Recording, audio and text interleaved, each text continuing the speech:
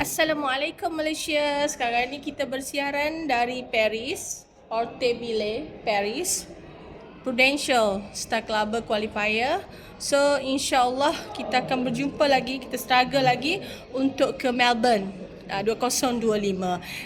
Assalamualaikum kepada semua ahli keluarga yang ditinggalkan di kampung halaman di Malaysia. Apa khabar Malaysia? Selamat pagi Malaysia. Good morning Malaysia.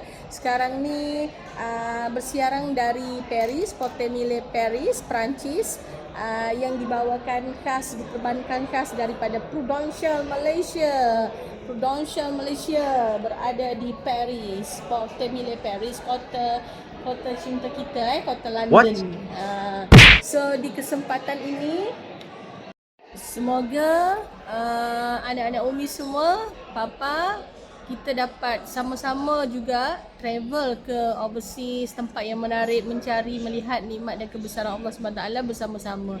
InsyaAllah kita berdoa semoga kita semua dipanjangkan umur, diberi keberkahan dalam umur. Semoga semakin sukses, semakin bertambah, semakin banyak rezeki, semakin melimpah ruah, semakin diberi kesihatan yang baik. Dan kita sama-sama bersama-sama dalam sebuah keluarga yang baik, yang sihat, walafiat, yang Alhamdulillah, yang cemerlang. Kita travel dan melihat keindahan ciptaan Allah seluruh dunia.